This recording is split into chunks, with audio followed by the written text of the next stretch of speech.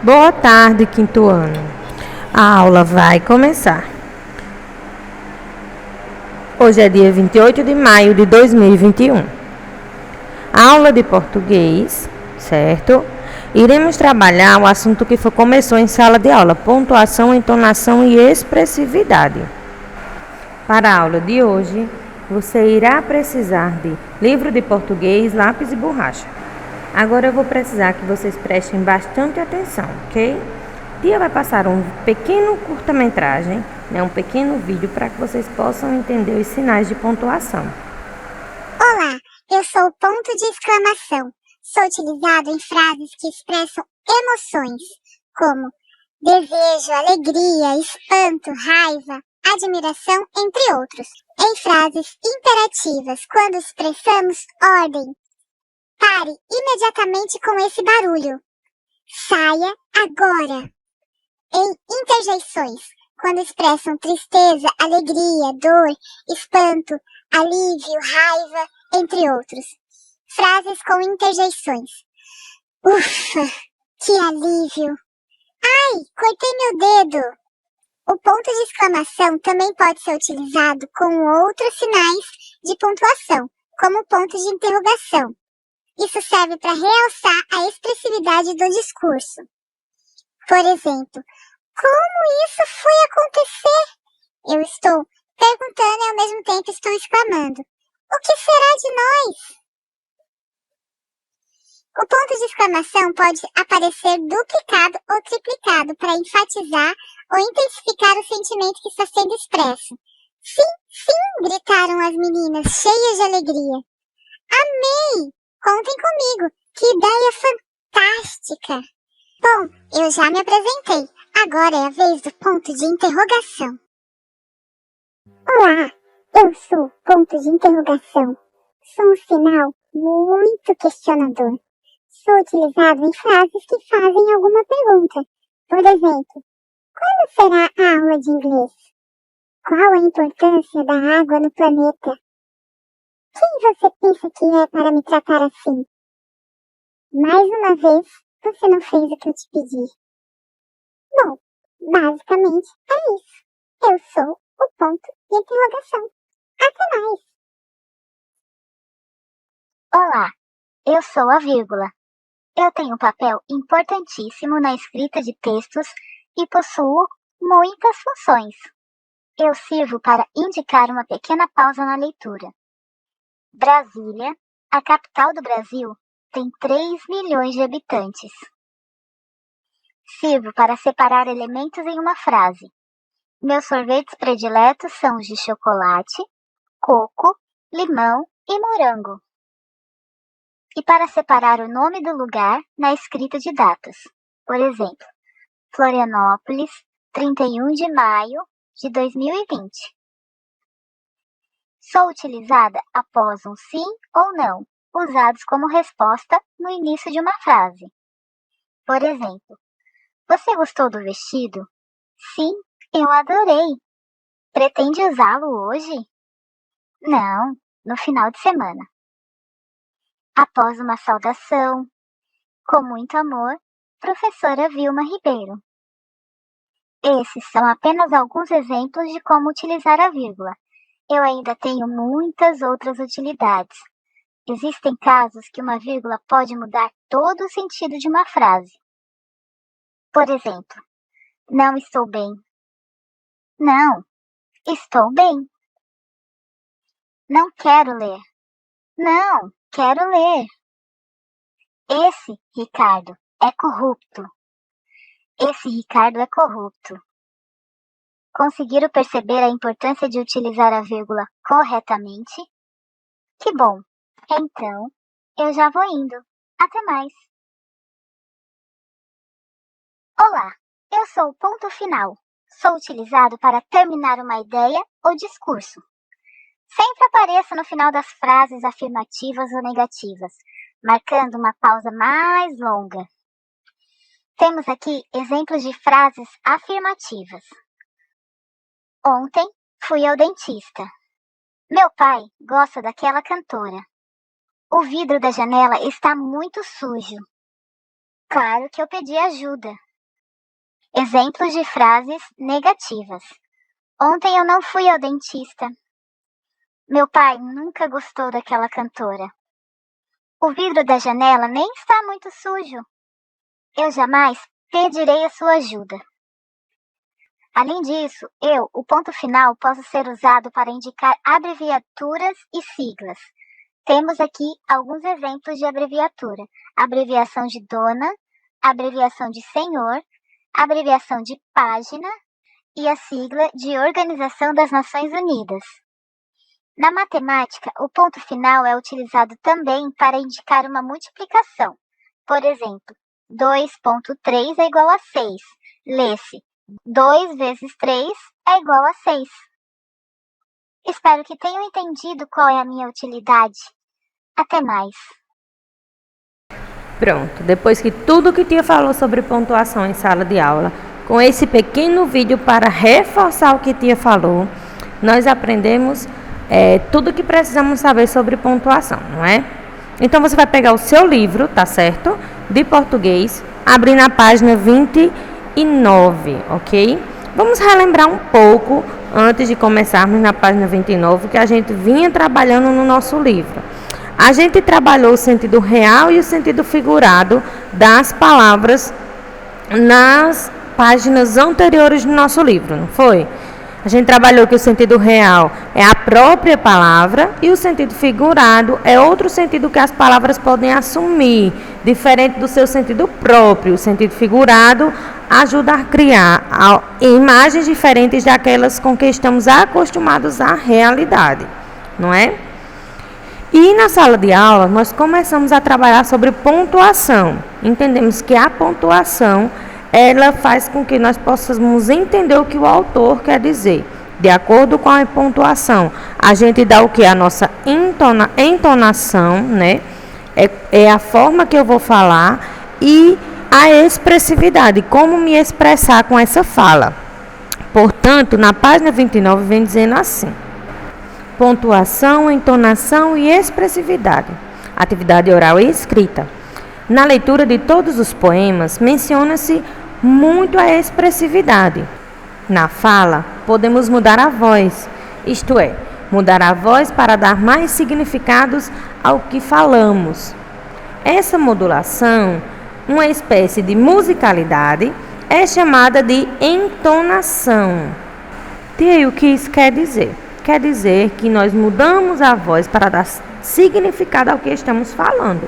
Por exemplo, às vezes a gente lê um texto, tem que fazer a voz de um animal, um determinado animal que fala, ou seja, a gente está dando expressão para aquela imagem, né? A gente está dando entonação, a gente está mudando a nossa voz para que se pareça, né? Para que fique com a característica daquela determinada situação. Tia Renata, quem é que vai dar todo esse sentido? É a pontuação, né? A pontuação, vocês viram na aula de ontem, quando tia escreveu a palavra não fui eu, né? E tia colocou uma vírgula, então depois colocou uma vírgula, não foi? E ficou não, foi eu. Então eu assumi determinada culpa. A pontuação vai mudar a entonação e o sentido da minha frase, ok? Em situações diferentes, dependendo da nossa entonação ao falar, a entonação que damos a uma frase pode se alterar. Vejamos os quadrinhos a seguir.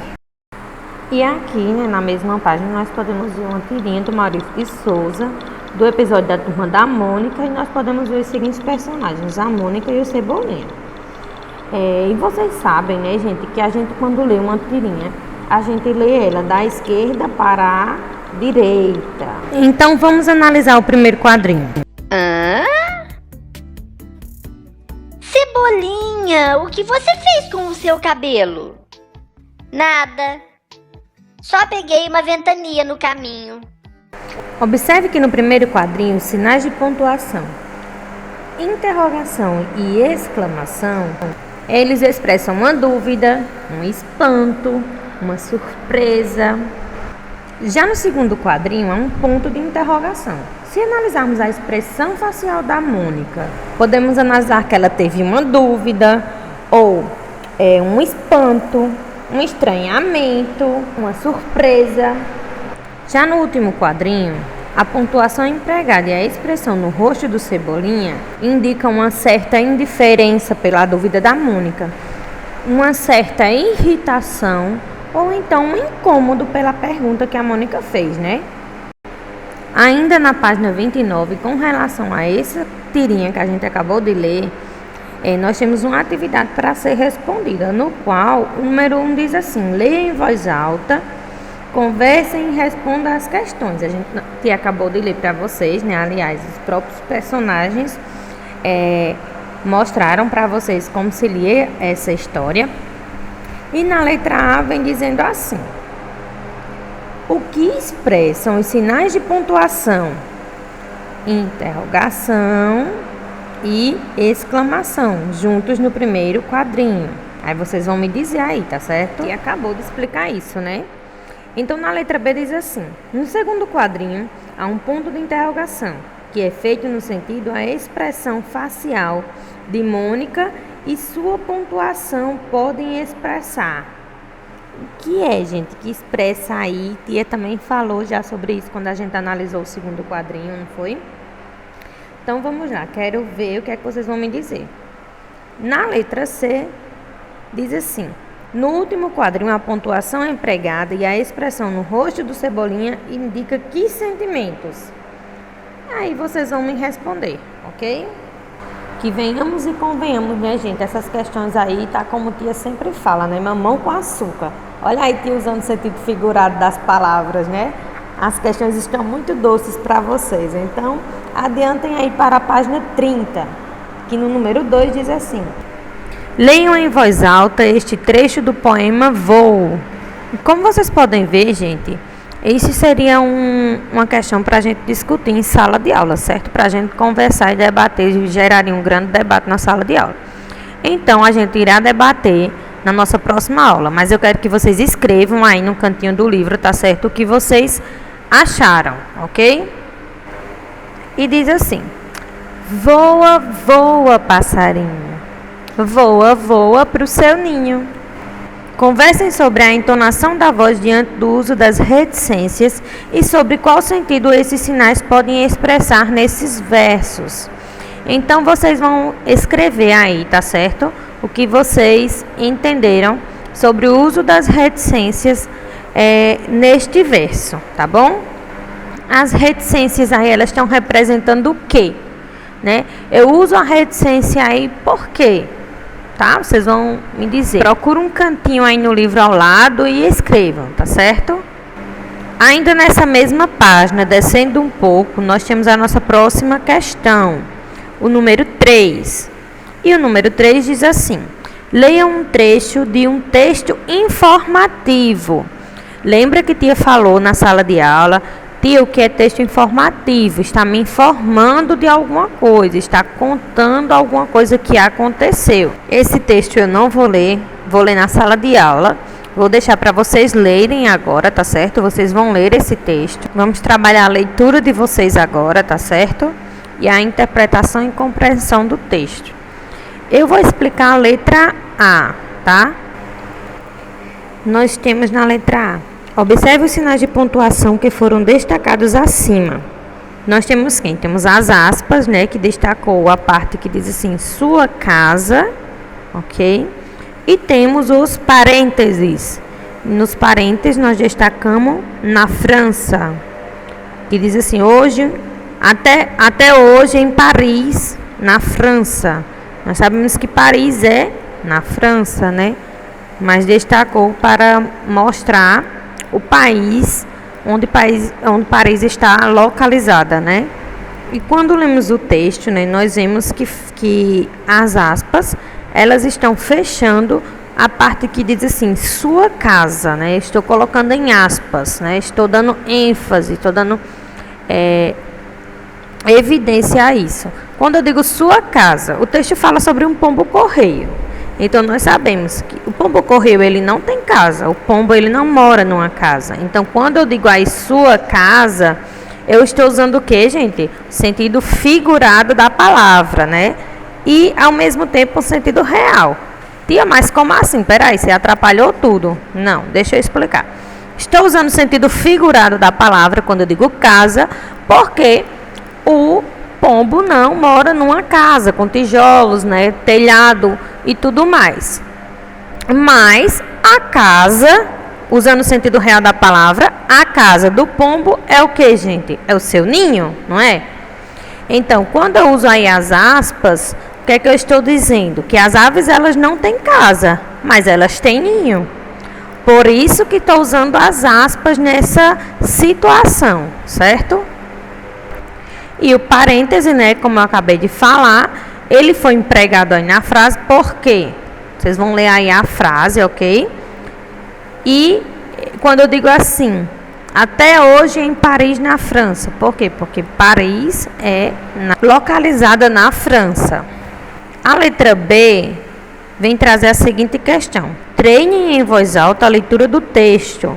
Escolham a expressividade a ser dada. Agora, leiam juntos o quadro abaixo. Então, vamos ler comigo, tá certo? Que diz assim, aspas. Podem ser usadas para indicar o emprego de uma palavra de forma diferente do usual. Como a gente acabou de explicar para vocês, né? Quando eu digo assim, sua casa para os pombos, né? Que acabou de explicar. O pombo, ele não tem uma casa, né? Casa de tijolos e tudo mais. Mas, porém, a casa do pombo, quando fala sua casa, a gente já associa ao seu ninho. E o parêntese vamos ler agora. São usados geralmente para acrescentar uma explicação ou um comentário a um termo da frase. Como aqui na nossa frase, o parêntese foi usado para quê? Para explicar que Paris fica localizada na França. Na próxima página, a página 31, nós vamos fazer uma produçãozinha de texto. Então prestem bastante atenção. Diz assim: no texto a seguir estão faltando os sinais de pontuação. Leiam em voz alta para perceber o sinal de pontuação mais adequado em cada caso. Gente, vocês relembrem aí aquele trecho daquela herança que tia trouxe aqui pra gente na sala de aula. Vocês lembram que o sinal de pontuação é tão importante porque deu uma confusão enorme, né? Uma hora a herança era do sobrinho, outra hora a herança era da irmã, outra hora pagava o padeiro, outra hora não pagava o padeiro, outra hora dava tudo para os pobres, né? Então teve uma confusão muito grande que foi parar até no tribunal, lembram? Então nós vamos fazer o seguinte, nós vamos ler esse texto em voz alta, tá certo? E vamos ver onde é que está faltando essa pontuação. Vocês vão me dizer onde está faltando a pontuação. Como deverá ser colocada a pontuação nesse pequeno texto. Igual a gente fez com a interpretação do juiz, ok? Eu vou ler o texto, tá certo? Para a gente ver como é que esse texto ficou sem pontuação. E vocês vão me acompanhando. Leiam comigo, certo? Quem criou o biscoito? Os egípcios, um povo da antiguidade, fizeram os primeiros biscoitos com trigo e mel. Eles tinham uma forma de animais e de pessoas e eram oferecidos aos deuses em dias de chuva. Séculos depois, os franceses aperfeiçoaram a técnica, descobriram que passando a massa 2 vezes reduziam a umidade e o produto durava mais tempo. Por isso a palavra biscoito vem do francês biscuit, que significa passado 2 vezes. Ufa! O texto sem pontuação dá uma canseira, não dá, gente? E outra coisa, eu não entendi nada, só sei que fala de um biscoito. Agora, o que o texto realmente quer me dizer, eu não entendi. Então, como é que vocês vão fazer? Vocês vão reescrever esse texto, né? Vocês vão colocar a pontuação adequada, tá certo? Nesse texto, igual a gente fez com a proposta do juiz, a forma que o juiz pontuou a frase, que eu perguntei a vocês e vocês deram um show aqui na sala de aula, não foi? Então, vocês vão fazer o seguinte. Então, vocês vão reescrever o texto, colocando sinais de pontuações adequados, para que o sentido fique claro para o leitor. Lembram que tia falou para vocês na sala, que sempre quando vocês forem escrever alguma coisa, tenham bastante cuidado. Por quê? Porque vocês não escrevem para vocês, certo? Talvez o autor aí sem pontuação, ele tenha entendido o texto. Por quê? Porque ele escreveu para ele. Porém, nós acabamos de ler o texto e a gente não entendeu nada. Então, sempre que vamos escrever um texto, nós temos que ter bastante cuidado com a pontuação. a pontuação ela me dará o quê? Ela me dará a entonação e a expressividade. Ou seja, através da entonação e da expressividade, eu vou dar sentido ao meu texto, tá certo? E vocês terão também que empregar parênteses para auxiliar um termo e aspas para indicar um uso do sentido especial de uma palavra, tá certo? Nessas linhas abaixo, vocês irão fazer tudo isso. Abaixo do local onde vocês irão reescrever o texto, tem assim: hora de organizar o que estudamos. Aqui traz um resumo de tudo o que vimos hoje. Na aula de hoje, nós demos continuidade àquilo que a gente estava vendo em sala de aula. Então, na sala de aula, eu explicou para vocês o que é ponto final, o que é vírgula, o que é o quê? Ponto vírgula, o que é um ponto de exclamação, o que é uma interrogação, o que é uma reticência. Te explicou também o que são dois pontos e o que é um travessão. Hoje nós aprendemos o que é uma aspas e o que é um parênteses. E podemos compreender que a pontuação ela nos ajuda a organizar as ideias e as informações do texto.